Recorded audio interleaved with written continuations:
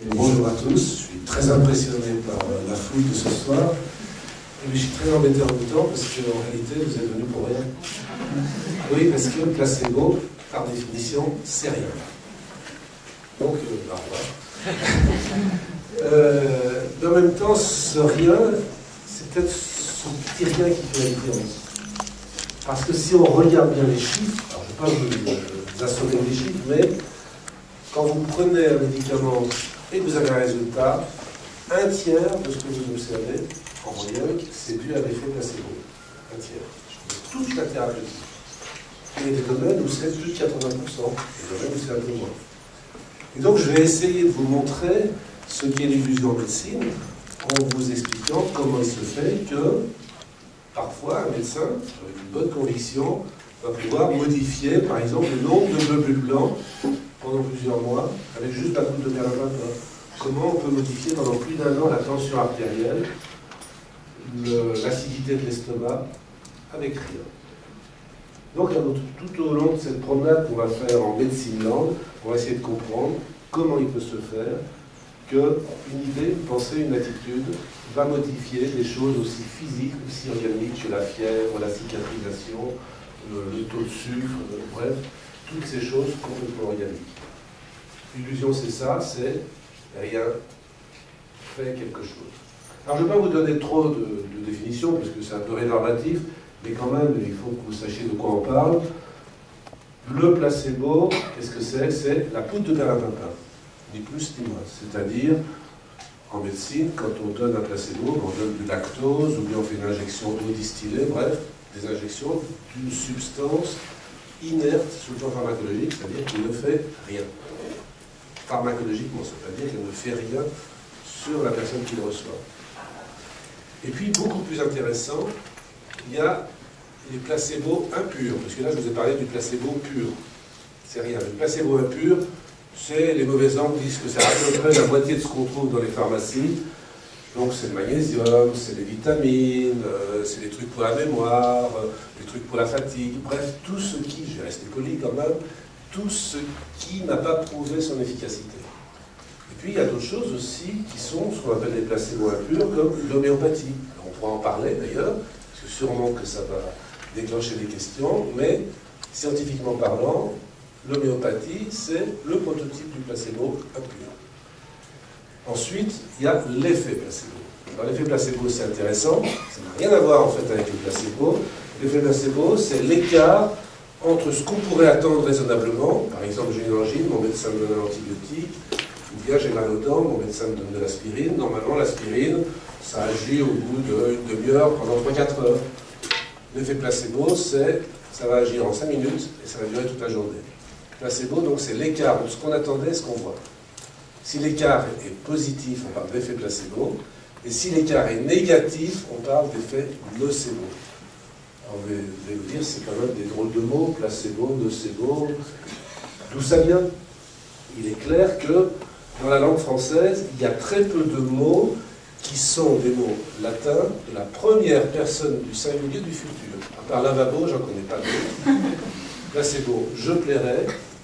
Nocebo, je nuirai. Lavabo, je laverai. Et curieusement, placebo et lavabo, c'est deux termes liturgiques. Bref, Rabelais, donc, a des textes où il dit pour que lorsque le minois du médecin est chagrin, tétrique, catonnant, c'est-à-dire qu'il fait la gueule, le remède ne marchera pas. En revanche, si le minois du médecin est plaisant, placebo, le remède deviendra puissant. Donc il avait compris qu'au fond, la manière de donner vaut presque autant que ce qu'on donne, et que la conviction, la gentillesse du médecin, le temps qui passe, la compassion du médecin, a complètement modifié les résultats de la thérapeutique de l'époque. Et ça, c'est le premier à l'avoir vraiment dit. Et il faut attendre donc la fin du XVIIIe siècle pour qu'aux États-Unis, dans le premier dictionnaire de médecine de l'humanité occidentale, le mot vienne, et le mot placebo est décrit comme une médecine, c'est-à-dire un médicament anodin, donc, ou qui cherche à plaire. Donc on est toujours dans cette notion de placebo, plaire. Mais il faut attendre quand même les années 60 en France pour que le mot placebo vienne dans les dictionnaires médicaux. Et en fait, il n'est connu du grand public que depuis assez longtemps. Donc c'est une notion relativement récente. Quant à ce mot de nocebo, donc ce qui nuit, l'inverse du placebo, là c'est encore plus récent, c'est les années 90. Donc on est vraiment dans des choses très récentes.